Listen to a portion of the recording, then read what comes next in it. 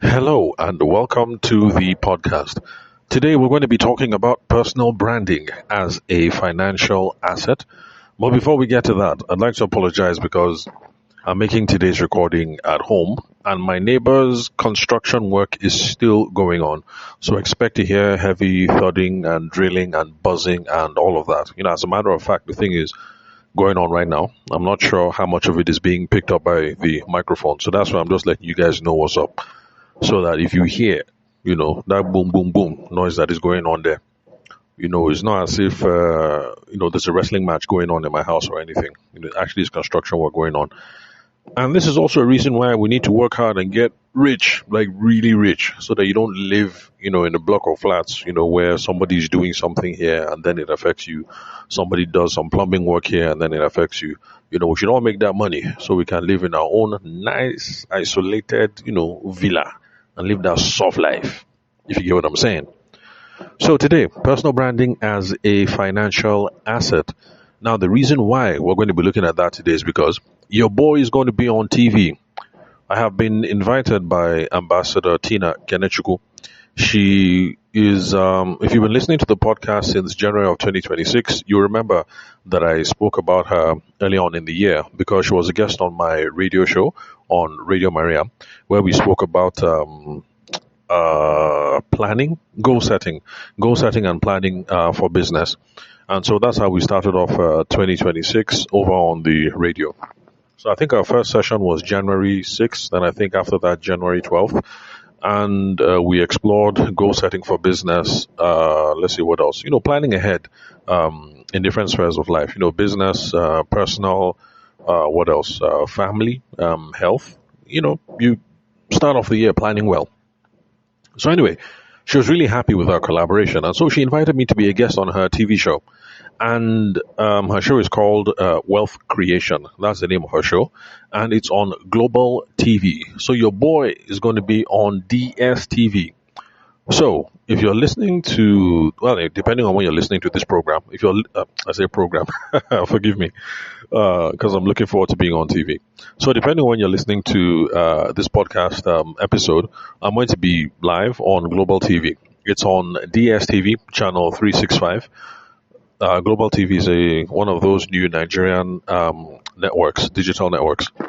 Then they're also available on Star Times, channel 276, and the show is going to air live 12:30 p.m. and it's going to be this Thursday. Sorry, let me check my calendar. Let me see. Today is a Monday. Okay, Thursday is the 12th. Okay, yeah. So if you've been following the podcast and you've always wondered, what does this guy look like, Seth? You will have an opportunity to see me. So just put it in your diary, set the reminder on your phone. I'm going to be on Wealth Creation with Ambassador Tina Kenechukwu, and it's Global TV. Again, the channel is on DSTV. You can find it on channel 365. Then on Star Times, it's channel 276, and it's going to be 12:30 p.m. If you can't make it, then what you do is you just excuse me. If you can't make it, what you do is you go to YouTube and then you look for Global TV NG. I think that's the name of their YouTube channel, YouTube handle, and you'll be able to see a replay of the show there. So, yeah, that's it. That's the good news. Now, anyway, like I said, the reason why we're talking about personal branding as a financial asset is because that is precisely what Ambassador Tina wants to discuss with me on that day. Now, usually what I do is after the episode, I come over here and then tell you guys what went down and, give you guys a summary. But I figured I'll try something new. That instead of talking about these things in the rear view, I figured let me just let you guys know ahead of time some of the things that I'm assuming we're going to talk about. Because I've noticed one thing, that when it comes to appearing on other people's platforms, speaking on other people's stages, there's always what I went to the stage prepared to talk about. But then by the time we land there, excuse me, because I like to keep my sessions interactive, by the time we land there, by the time people begin to ask questions, it turns out that I came to say one thing, but at the end of the day, I ended up saying something else. So let me just let you guys know ahead of time what I'm assuming Ambassador Tina wants us to talk about. So again, personal branding as a financial asset. If this is your first time listening to the podcast, my name is Tavershima Ayede. I'm a former lawyer turned business consultant, and what we do over here is business goodness every single day, solving business problems. We'll try to figure out how to make more money so that you don't end up in my situation where you live in the middle flat and then somebody upstairs is doing construction work and is disturbing your family. We want to make that good money so that when you move into your choice estate, you buy one of the nicer buildings, you understand? One of the nicer buildings on the main road where it's just you in your own duplex. You get, you feel me? I hope you feel me. All right, so personal branding as a financial asset. Now, first off, definitions, because I always want to make sure that we're on the same page. So, let's define assets. For those of you who are lawyers or accountants listening to the podcast, you might not be happy with my definition. But whenever I try to make definitions over here on the show, my primary concern is I just want people to understand, in essence, what it is that we're talking about. So, lawyers and accountants, yes, I know my definition is not 100% correct, but remember, I'm trying to inspire action in people, so I keep the definitions as simple as possible. And also, I am a former lawyer, so I know the technical definition. So it's not that I don't know the definition. It's not that I'm stupid. I'm just trying to inspire change here. So the definition of asset, excuse me. Sorry about that. I'm recovering from a cold. In fact, that reminds me, I need to go and buy Lemsip and all these things. Because when I appear on TV on Thursday, your boy got to appear fresh. My voice on point. So I need to go and buy Lemsip. Let me soothe these vocal cords so that when I'm on TV, I will come correct. Oh yeah, it's going to be fun. Now, definition of asset.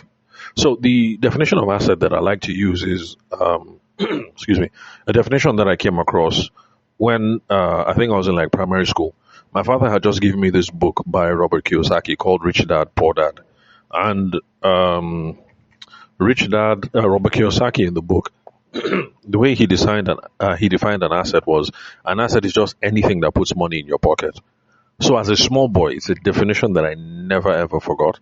And that's the way I've tried to look at things pretty much. So of course, the definition is there's a much more technically precise definition of asset because like now some people will call crypto, digital assets. Anyway, let me not go into the weeds on some of these things. But I just always like to keep my focus on Robert Kiyosaki's definition. So an asset is just anything that puts money in your pocket. If it leads to money coming into your pocket, if it leads to pinging on your phone, if it leads to your account balance is swelling, your account balance is rising, then that thing is an asset. Then now let's look at personal brand.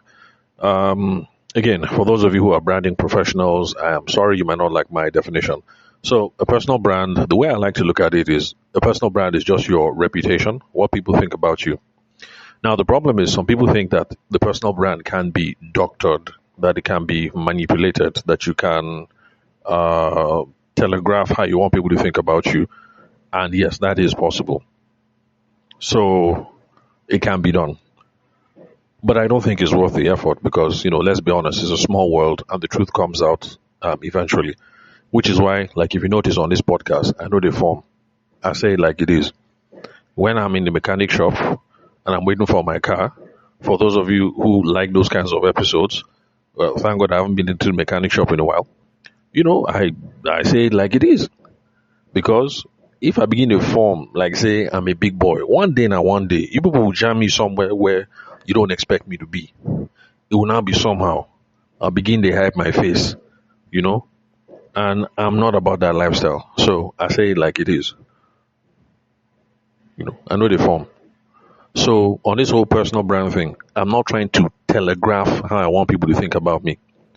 I'm showing up and spitting my knowledge, spitting my expertise, talking about the clients I'm currently working with, projects I'm currently working with, but I keep it real about where I am in my state in life. I know they telegraph nothing. So I don't live on Minister's Hill. I don't form as if I live on Minister's Hill. And I don't form that whole influencer, big boy, something, something, something. But for some people, when they say personal brand, that is exactly what it is that they have in mind. So yeah, you can telegraph it, but no need, no point. It's a small world. Eventually, you'll be found out, and for what? In fact, I even prefer that you wait until substantially you don't achieve what you want telegraph. You understand? So instead of forming like say, you dey flow with big boys and big girls, like wait. When you start controlling some kind of assets, when you start moving and shaking, that one is different. When you have substantially arrived, okay, no problem. You can now start um, broadcasting yourself all over the place. But at least if somebody jam you, they will see that, oh, okay, this thing, where the guy say he carry, in the carry, you know, the way that the baby is forming, nobody say she dey form. Now real life be that. So this whole personal brand thing, please let's not get it twisted. So personal brand, your reputation, yes, it can be telegraphed, but I prefer that we look at things from a substantial perspective. So the personal brand is just the sum total of experiences that people have when they interact with you, when they see you, how do they feel? When they talk to you, what is the impression? As they interact with you, what are they feeling? When they read you online or whatever, you know, what's the impression? So the sum total of all these experiences are what I like to call a personal brand. But remember, like I say, you can telegraph these things. Nowadays, people telegraph all kinds of things. I remember when Bow Wow, when people were dragging Bow Wow on the internet because he go pose for private jet. He posed as if it was his own private jet. And then people found out, they begin to drag him all over on social media. And his defense was, I didn't say it's my private jet. But he was posing as if it's his own private jet. So don't be thinking personal brand, you want the personal brand, you want to telegraph one or two things like, like just relax. If you don't get private jet, like if you don't have it, you don't have it. Don't telegraph nothing. Rather, pay attention when people meet you, when they see you, when they interact with you, when they do business with you, when they come across your business. What is the sum total of all those experiences? That is a personal brand. So the personal brand goes beyond color. It goes beyond template. It goes beyond font. It goes beyond websites. It goes beyond fashion sense. It goes beyond all those other things. Let's have a much more holistic view of what a personal brand is. So now that we know what an asset is, something that puts money in your pocket, and we know what a personal brand is, the sum total of all the experiences that people have when they interact with you, the question now will be, if you get a personal brand, can a personal brand put money in your pocket? Now the answer obviously is yes, for different reasons. Number one, personal brand, if you execute this thing well, it leads to know, like, and trust. Everybody knows about know, like, and trust. Now, the reason why know, like, and trust is important is because there are lots of us listening to this podcast today, and we are self-employed, we're business owners, or we're professional salespeople. We sell on behalf of other people.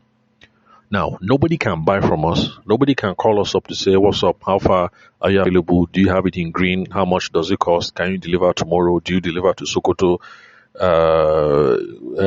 Do you have 1 year warranty? All those nice conversations that I want to have. Nobody can hit you up and buzz you unless they know you in the first place. Let me repeat. There are a couple of you who the phone ain't ringing. Customers know they show. The reason why is because nobody knows you. If they don't know you, how would they know that, they suppose like communicate with you? So people guys know you first before we even talk of liking you. And to even talk of trusting you before they do business with you. So when you run this personal brand thing correctly, at least know how people will know you. And it's when they know you that people can begin to slide into your DM. Oh boy, what's up? How far? Do you do this thing? Okay, just like the Fresh Prince in the last podcast episode. Again, not his real name. Fresh Prince. He slid into my DM, and the question basically was, "Oh, I need to compile a database of potential customers, blah blah blah blah blah." And I told him, "No, I don't do database."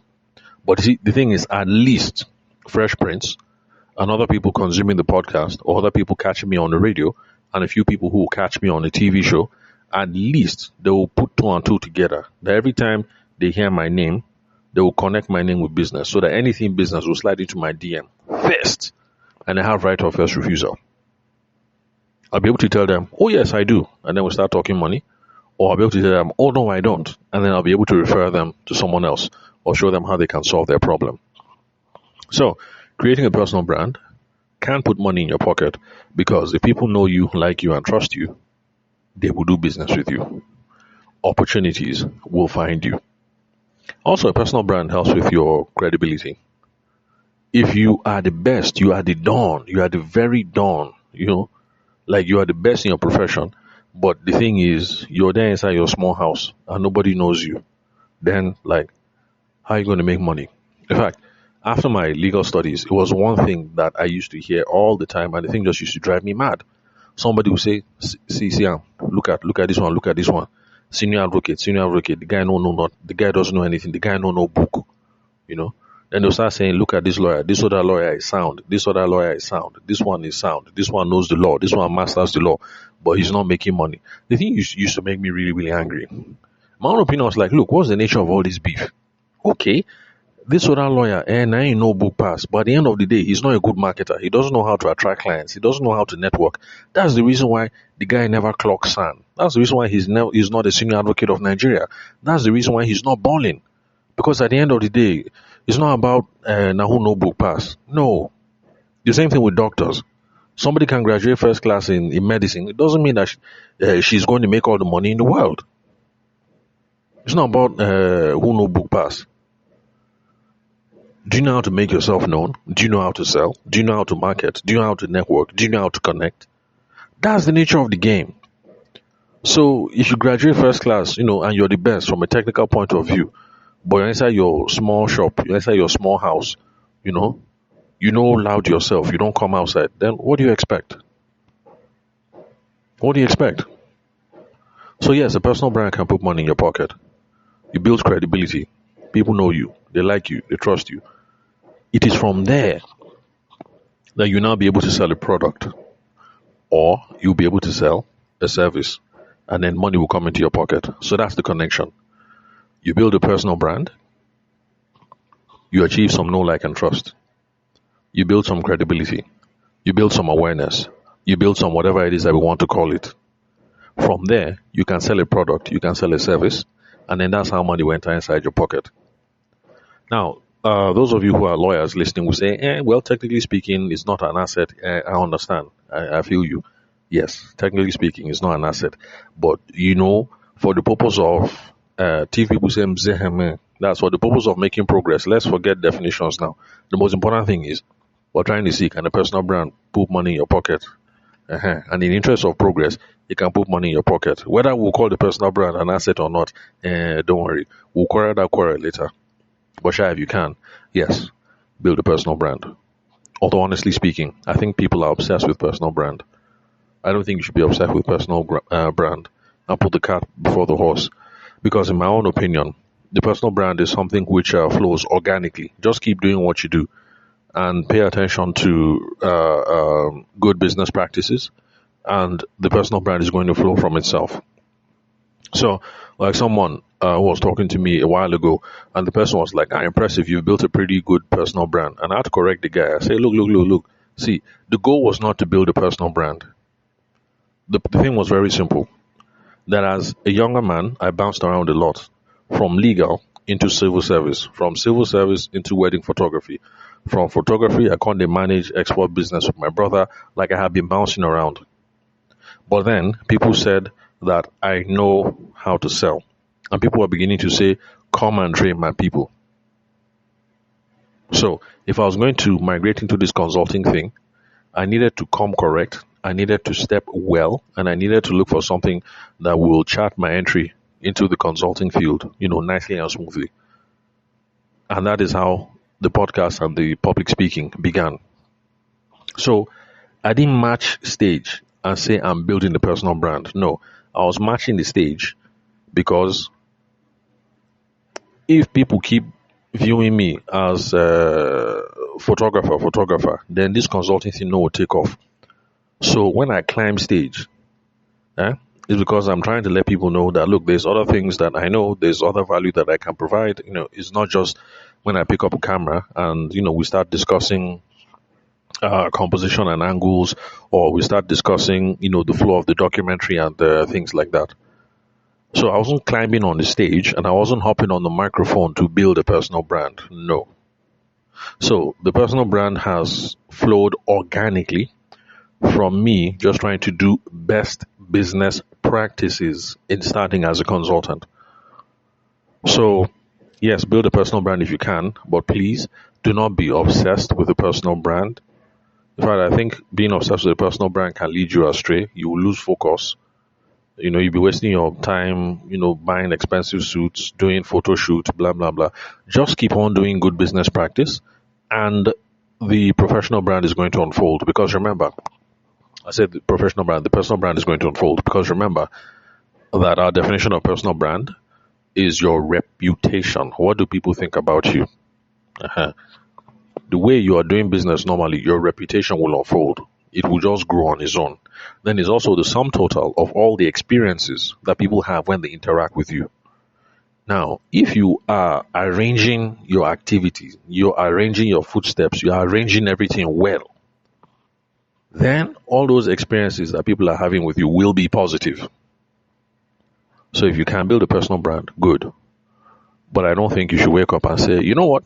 Today, I'm going to build a personal brand. No, no, no. Just continue doing business to the best of your ability.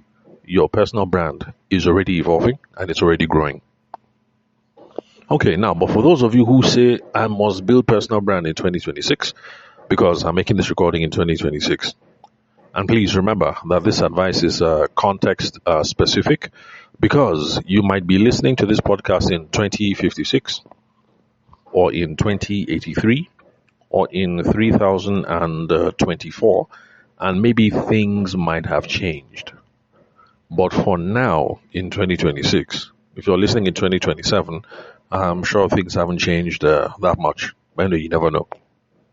So, how to build a personal brand? In my own opinion, if you're going to do that, you will do it through content.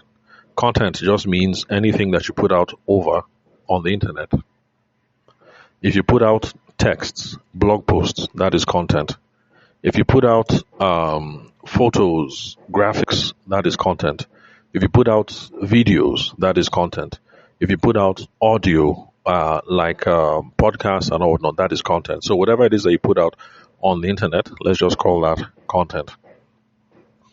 Now, for those of you who are regular listeners of the podcast, you already know my philosophy on these things. There are two kinds of content. There's educational content, and then there's entertaining content. Now, entertaining content, that's the one that all of you know and all of you love. And it is my biggest desire in creating this podcast. All right? I won't lie.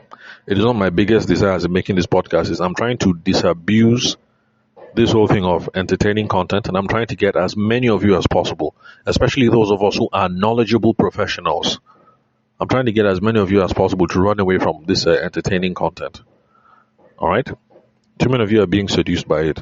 But for those of us who are knowledge professionals, you think you know to pay. But those are the ones that are loud and are glamorous. So I understand that everybody wants to do that, because you look at what's his name? This guy, what's his name? Can't remember this guy's name. Brain Jotter, Mr. Macaroni, and the rest of them, comedians, basically. So they have the huge followings, millions and millions and millions of followers, and then they have these huge endorsement deals, and they seem to be, living the life, because it looks sweet, like you're just there doing your funny little skits. Next thing, Globacom reaches out to you, and then they fly you to Dubai, and then before you know it, you're recording a commercial for Glow, and then on top of that, they're paying you some good money again, So it looks like it's the life. But anyway, let me not go on a rant. So, if you're going to create entertaining content, then the goal actually is to amass a huge audience. When you get a huge audience, then you're going to make money from either advertising, that is, you have a huge audience. you have access to, let's say, 50 million Nigerians, and then people come and, pay you money to advertise something. So advertising, endorsements, those sorts of things, that's how you are going to make money, basically. So you amass an audience, let's say 100 million Nigerians, and then other people will pay you money to access that audience in whatever form. So whether it is that you are going to do an endorsement of a product, or whether you're going to be an affiliate of a product, or whether you're going to advertise a product or a service, or let's see what else, and then certain kinds of lifestyle stuff, because those people make good money. Like some people just pay them to show up in the club. That's one that surprised me. I had no idea, but I was listening to the Honest Bunch, and there was this other guy there. I can't remember the guy's name, but he was a musician, and the guy admitted that look, that he doesn't like club, that he's a homeboy, and so he told them that look, if any of you jam me for club, money is involved and being paid. They say, even me too. I was like, eh? The guy said yes. That if you see him in the club, money is involved, that they have paid him to show up in the club. Now, all those drinks, all that champagne, all those things where then they pop, nobody say, like, it's not his own money that he's using. They have paid him to be in the club because the club promoter, the owner of the club, they feel as if, okay, if this particular musician shows up, it will lead to, like, people will be like, okay, this is the main place, this is the main, like, this is the joint.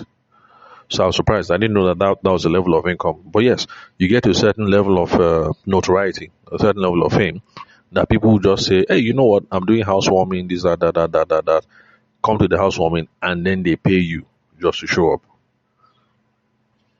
Coming to think of it now, I think I should become an entertainment influencer so that people can pay me just to show up. Anyway, I'll look at that later. So, that's entertaining content. Then there's educational content. Now, the whole point of educational content is that you're trying to position yourself as an authority. Now, because you're an authority, you will have the credibility, you'll have the trust, so that you can now sell products, or you can now sell services. So, as I keep on in the game, and as I keep on working with clients, and as I keep on making the podcast episodes, after a while, people will begin to see that this guy knows his onions, that this guy is the truth, that this guy knows what he's saying. And then from there, I'll be able to sell training programs. From there, I'll be able to sell coaching, public speaking. Let's see, what else? Anyway, I'll be able to sell stuff, but that's how it works. Okay, so to create the personal brand, create content, either entertaining content or educational content. If you're creating entertaining content, the focus is to try and amass a huge audience so that people will pay you to access that your audience. So that's the whole point of having 50 million followers in Nigeria. It's not just so that you can boast and say, oh, I have 50 million followers. The goal is, if you have 50 million followers, maybe GT Bank will come and say, Oga Influencer, Madam Influencer, how far? Let's do some work together. We want to roll out this banking product or this investment product or whatever. And then you guys come up with a deal. You put together something. You create some interesting skit.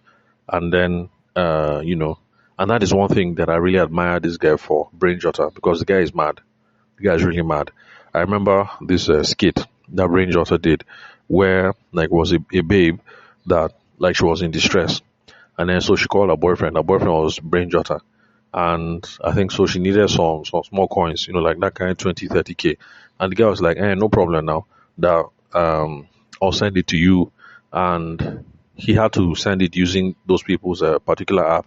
Then the transaction went through, and then something, But in the midst of comedy, I was like, I said, that is smooth. That is smooth. Because the story was flowing organically, His babe was doing her own thing. She entered Bese. She's in a bind. She needs boyfriend to bail her out. The boyfriend bail her out. And of course, they focusing on the app and then the everything. The people that were with her were surprised, like, oh, that she got the money quick and this and this and that and that. I think, I can't remember anyway, but the way that the thing just flowed organically. So Brain Jotter is particularly good about all these public placements and stuff like that. And then this one that they did on, I think sickles. I suspect he was being paid by a sickle cell NGO or something. Like they're trying to bring awareness for sickle cell. That was the one where, Brain Jota will walk up to a girl, maybe like in a bar or something. Then the babe will smile, and then he will say, "Look, before we talk, what's your what do they call that thing again? What's your what do you call this thing now? Is it blood group? Abby? Is it what's your blood group? What's your some? I can't remember what they call it. Whether it's blood group or something. So that's the first thing we have to look before we continue talking. What's your blood group? And then the baby will like, is all this necessary? You say, look, we can't be talking much. Like I need to know, genotype. What's your genotype? Are you AS? Are you SS? Are you AB? Are you this? That we need to talk. What's your genotype? And I think that was a really brilliant campaign as well. So yeah, so that's the goal. Amass audience of 50 million people, and if NGO wants to do awareness on sickle cell, they pay you.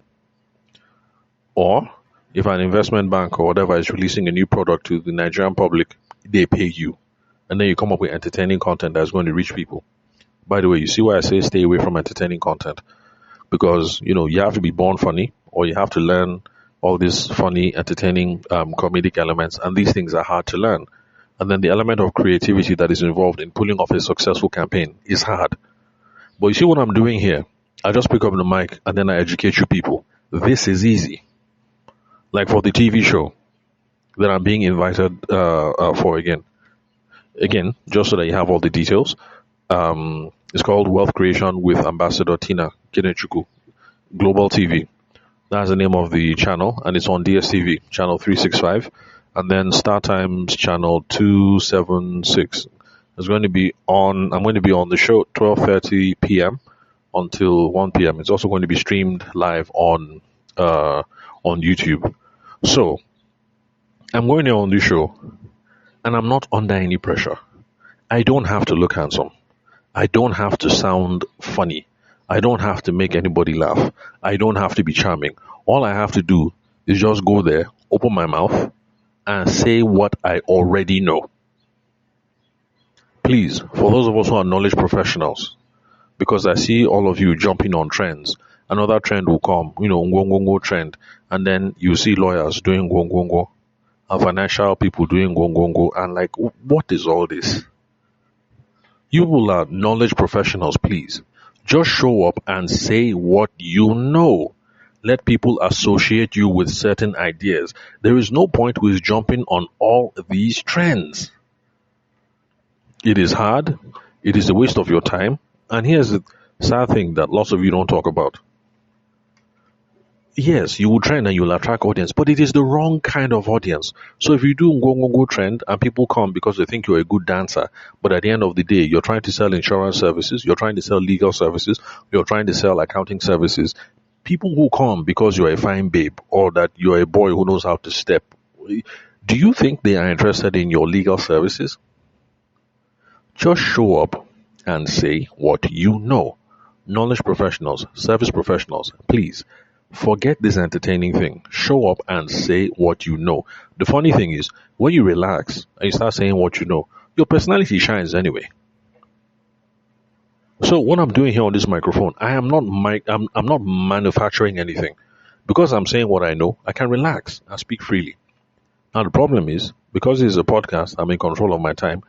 Once in a while I get carried away and I start yarning off points. So when I'm on TV and on the radio, I have to be tight. I have to be dialed in. I have to be focused. But the thing is, just relax and be yourself. Say what you know. The entertaining part, the charming part, the whatever part is going to come out eventually. Because, to be honest, it's not as if you can hide your personality. If you're a cool person, you're a cool person. If you're a wicked person, you're a wicked person. The thing will come out eventually. So, for educational content, there are two ways to go about it. Number one is to talk about your expertise, because there are some people who have expertise. Granted. There are some people that, you're the ish. You graduated first class. After that, you went to Harvard or Oxford. After that, you got your PhD. After that, you did this before you relocated back to Nigeria. So there are some people that, look, you on paper, you are the expert. Nobody can contest it. Good. If you're that person, you producing content is just you showing up and saying, here is my specialized knowledge. Now, you don't even have to be too big like that. Because look at this guy, a Aproko doctor.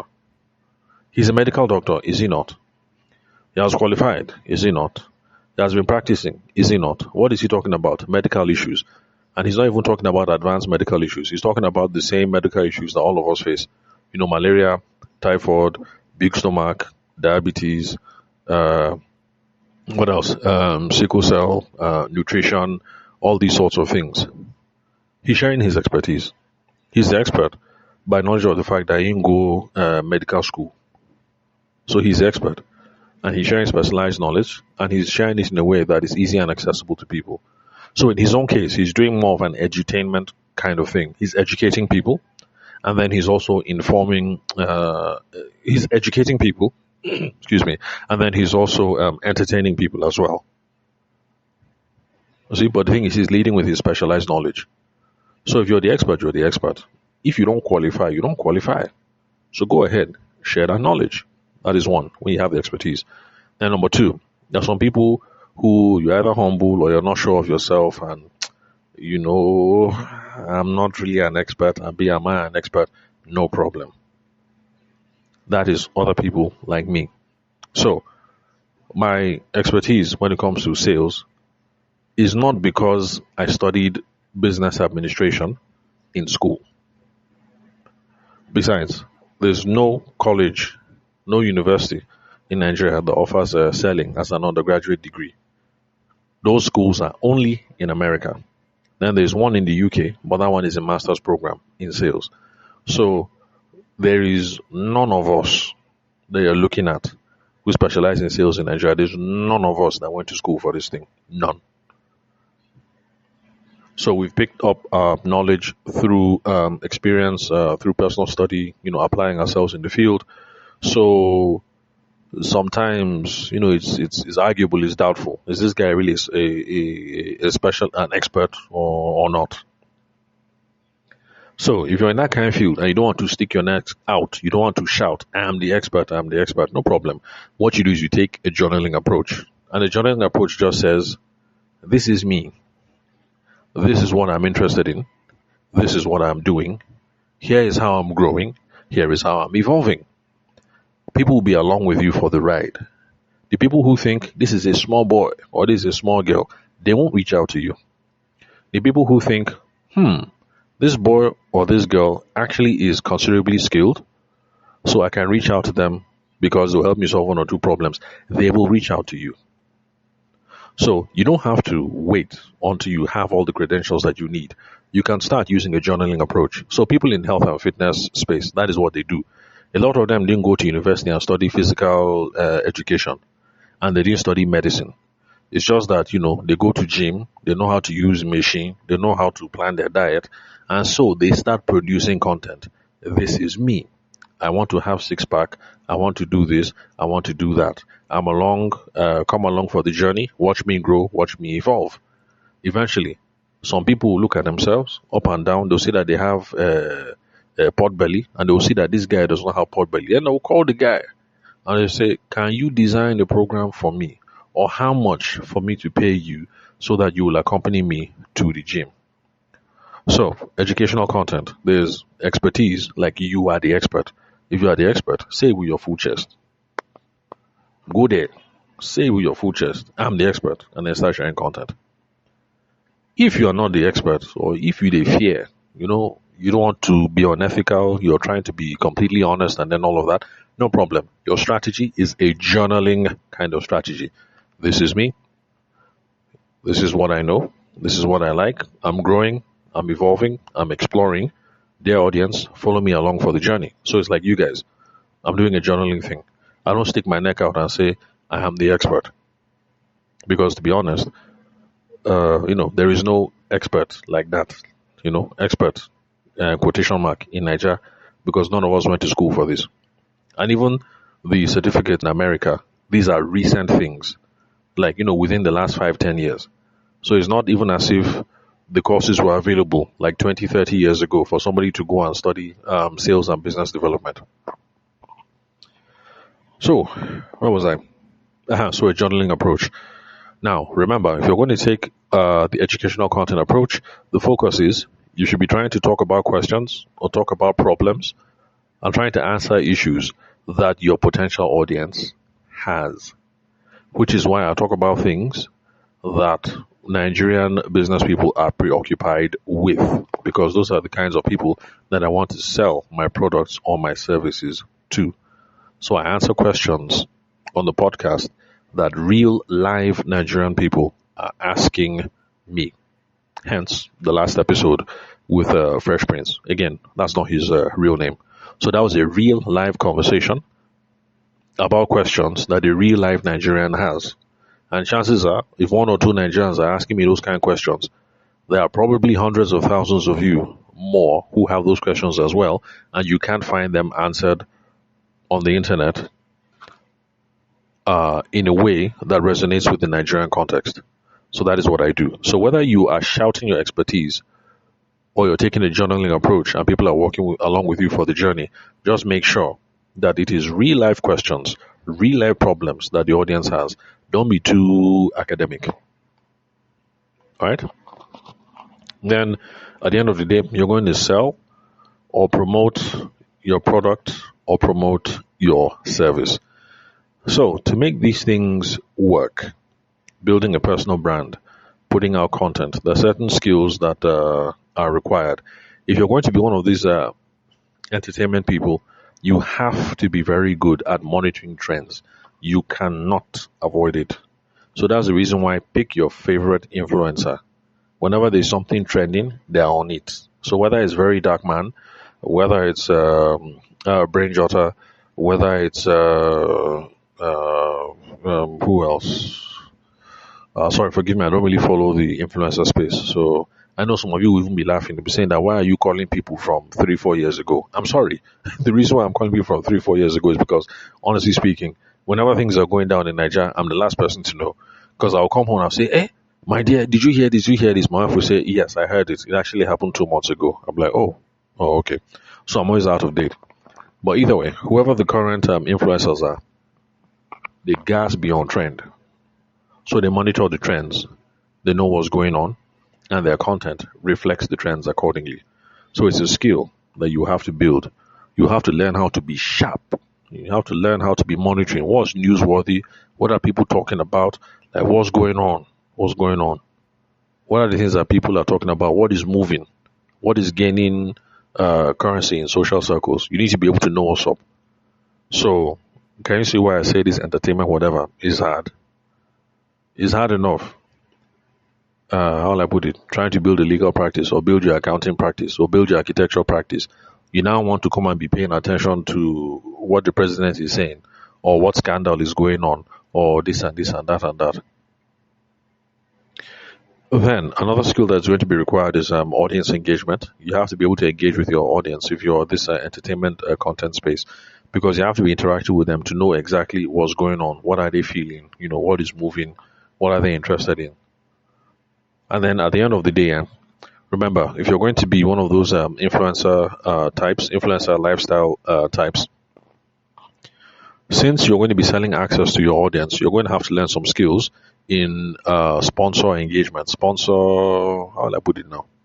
Yeah, let me say sponsor engagement, yes, because you have to engage with sponsors, business people, other business interests who want to have access to your audience. So managing those people is a skill. Finding those people is a skill. Negotiating with those people is a skill. So you have to learn all of these things. All right? So please, those of you who just say, I want to be an influencer, because there's some people who reach out to me and they say they just want to be an influencer. And the thing confuses me, like, okay, you just want to be an influencer. Like, are you thinking this thing through? Like, what's the end game here? And do you realize that, because some of them, don't want a hard life. You do realize that you're picking a hard way to make money. Because you can be funny, you can be sexy, you can be entertaining and all that. But at the end of the day, the audience engagement and then dealing with all these sponsors and other stakeholders who want access to the audience, can't you see that there's some serious business conversations that have to be had here? We should all be adults, please. All these people that were saying up and down who are popular and who are making money and making endorsements and everything, they make it look, fun. And they can seem, childish and stupid at times. But look, it's a business. It is a business. So wise up, wise up. Then, if you're going to go through the educational route, audience engagement is also key. That's the reason why I interact with you guys one on one. If there's anybody who wants to connect with me, you can call, you can send me a text message or a WhatsApp message on 080 That's why I always give up my phone number. I want to be sure that the things that I'm talking about are questions that people have, things that are on people's minds. So when people discover the podcast for the first time and they scroll through and they say, that your topics are on point, it's not because I'm smart. I'm only just talking about the things that people actually want to know. Some problems have been coming up. People have been asking me some questions. I go on a stage or I go on a show. Somebody calls in and they ask me a question and I say, that's a question for the podcast. And then I come back later on and I now talk about it on the podcast. So that's how. So this engagement thing, it's a big deal. If you don't like audience engagement, then don't begin. Or pay somebody to do the engagement on your behalf. Then another skill that's going to be required if you're going to do the educational route is conversions. Now, what conversions means is this. Whenever you have tons of people liking your stuff, listening to your stuff, enjoying your stuff, following along with you, before we sell them a product or a service, we need to guide them through several stages of the relationship. Now, traditionally in Nigeria, people have spoken about AIDA. That is AIDA. Awareness, interest, desire, and then action. So in the beginning, you want people to be aware of you. Like, I get this babe. When it comes to accounting and the new tax regime, she is the bomb. See, that's awareness. People know you. Then, apart from knowledge, you go to get them interested using some case studies in the things you talk about, the new accounting law and then stuff like that. You be putting case studies, solving real problems, maybe interview stakeholders in that space. People are now becoming interested. This one is no longer awareness. Awareness just means when they call your name, say, oh, okay, I've heard of her, I've heard of her. Interest is now goes beyond like, oh, I've heard of her. You now go begin to consume the content. You go, begin to engage. Watch one or two videos, share one or two videos, ask one or two questions, comment, things like that. Then desire now means you get them to the stage where, inside their mind, there's a stirring, there's a longing that, you know what, this business that I want to start, I don't want to enter into any tax issue with Tinubu and his people at all. So I need somebody, a specialist, to guide me so that I'll set up my tax infrastructure well when I start this business. That's the desire stage. Then action stage is where you make them to take the next step, which is they call you or they send you an email or they come to your office or they send you a DM or whatever the next step is supposed to be. Now, conversions in sales is how we get people to walk through all these stages. We get someone to take the next step. So remember, for those of you who are regular listeners, the way I explain conversions using my experience as a former wedding photographer was through bridal shows, because I preferred bridal shows. I like meeting brides and grooms, live and in the flesh. Let's talk. I get to know you, you get to know me. That's the one I prefer the most. So I liked being on the floor. You talk to 50 people. You try and get them to come to your booth. Not everybody will come to your booth. There are some people who say, oh, unfortunately, my uncle has already gifted me a photographer, or, you know what, I really like you, but my girlfriend is set on so and so as a photographer, blah, blah, blah. All these things happen. So you talk to 50 people on the floor, maybe 35 will come to your booth. That is a conversion. You spoke to 50, 35 came to the booth. Then from the 35 that come to the booth, you will continue to talk, you look at samples. Then you now try and get their phone number because you guys follow up after this event. Now, not everybody's going to drop their phone number. In fact, I think if some people are hesitant to drop their phone numbers, no push on too much, because some people just drop the phone number just to stop you from pestering. By the time you try calling, you see that it's old phone number that they gave you, or that the phone number is fake, or the email address is fake. So if somebody ain't feeling you, the person ain't feeling you. So in my own opinion, if you're pushing for phone number, they think no, they work. Just let it go. There's no point in gathering fake phone number and fake email addresses for follow-up after the event. So let's say out of that 35, maybe 28 will drop phone number or drop email address. That is a conversion. 35 got to the desk. Only 28 dropped phone number. That is a conversion. Then you will now call them on Monday after the event to try and book meeting or something like that. You call them. Then some people will ghost you. Some people will say yes, let's have a meeting. Maybe people who say yes, let's have a meeting. That is maybe 10. Okay, so you call 28. You're able to fix meeting with 10. That is a conversion. From 28 phone calls, you got 10 meetings. Now, from the 10 meetings, maybe from there you show them sample, and then maybe 6 people agree to go ahead with you and pay you. That is also a conversion. You got 10 meetings. Out of that, you got 6 clients. So you see the flow. You see as everything they stagger. First is 50 people on the floor. Then you got 35 to the booth. Sorry, I'm making up figures, so I can't remember. But you understand what I'm saying. 50 people on the floor. You got 35 to the booth. 35 showed up to the booth. 28 dropped their contact details. 28 dropped their contact details. 15 agreed for a meeting. 15 agreed for a meeting. You send proposals to 8. Out of the 8 people that you send proposals to, you close the deal with 6. Every single step, as we go down, like that, those are conversions. Now, when you enter into this educational space, you're going to have to become good at conversions. People watch your podcasts, okay? Or people watch your YouTube video, okay? Or people come to your public speech. From the stage, what is the step that you want people to do next? From the podcast, what is the step that you want people to do? See, me giving out my phone number like this every single episode, what do you think I'm doing? Now, conversions be that. If anybody calls me, that is the next step. So as you're putting out this content, you have to be working on conversions. You have to. Now, for those of you who have been putting out content, 5 years, 10 years, you're not making any money, can you see some of the reasons why? You haven't locked down this conversion game. You haven't come up with a strategy for how you're going to be walking people along, moving them into a deeper relationship with you. So if you're going down this educational route, man, you guys, yeah, you have to work on your conversions. You do. The entertainment thing is different. If you build the audience, they will come. Like today.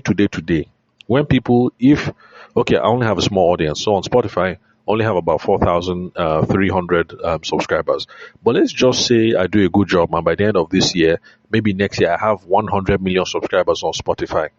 By the time the word gets out, that there's one guy in Abuja and he get 100 million subscribers on Spotify, maybe 200 million subscribers on iTunes, and then maybe all the other podcasting channels again, all the other podcast catchers, you can get like 200 million subscribers.